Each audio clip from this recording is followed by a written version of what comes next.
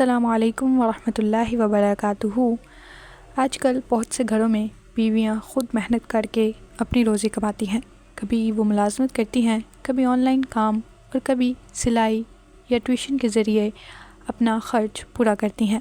لیکن آج ہی کے دور میں بہت سے شوہر ایسے ہیں جو ان کی رضامندی کے بغیر ان کی کمائی لے لیتے ہیں، بجز اس کے کہ وہ خود کمائیں اور انہیں دیں۔ آج کا سوال یہ ہے کہ کیا اسلام اس چیز کی اجازت دیتا ہے؟ کیا بیوی کی تنخواہ شوہر کا حق بن جاتی ہے یا نہیں؟ اسلام نے عورت کو عزت، مقام اور مالی آزادی دی ہے۔ قرآن مجید میں اللہ تعالیٰ نے ارشاد فرمایا، مردوں کے لیے ان کی کمائی کا حصہ ہے اور عورتوں کے لیے ان کی کمائی کا حصہ۔ یہ آیت واضح کرتی ہے کہ جو عورت خود محنت سے کمائے وہ اسی کی ملکیت ہے۔ کسی کو یہ حق نہیں کہ اس کی اجازت کے بغیر اس سے اس کا مال لے لیا جائے، حتیٰ کہ اس کا شوہر بھی نہیں۔ رسول اللہ صلی اللہ علیہ وسلم نے بھی عورت کے مال اور اس کے حق ملکیت کی بہت حفاظت کی ہے۔ ایک حدیث میں نبی کریم صلی اللہ علیہ وسلم نے فرمایا، کسی مسلمان کا مال اس کی رضامندی کے بغیر لینا جائز نہیں۔ یعنی بیوی بھی ایک مسلمان ہے اور اس کا مال بھی اسی طرح محفوظ ہے جس طرح شوہر کا مال۔ اگر بیوی اپنی خوشی سے شوہر کو دے تو وہ صدقہ اور محبت کا عمل ہوگا، لیکن زبردستی لینا ظلم میں شمار ہوگا۔ اسلامی شریعت میں شوہر پر لازم ہے کہ وہ بیوی اور بچوں کا خرچ اٹھائے۔ قرآن میں اللہ تعالیٰ نے ارشاد فرمایا، مرد عورتوں کے محافظ اور نگران ہیں، کیونکہ اللہ نے ایک کو دوسرے پر فضیلت دی ہے اور اس کے لیے وہ اپنے مال خرچ کرتے ہیں۔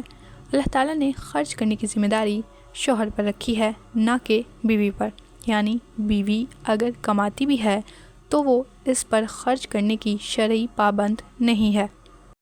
فقہاء کرام کا اتفاق ہے کہ بیوی کی اجازت کے بغیر اس کی کمائی لینا حرام ہے۔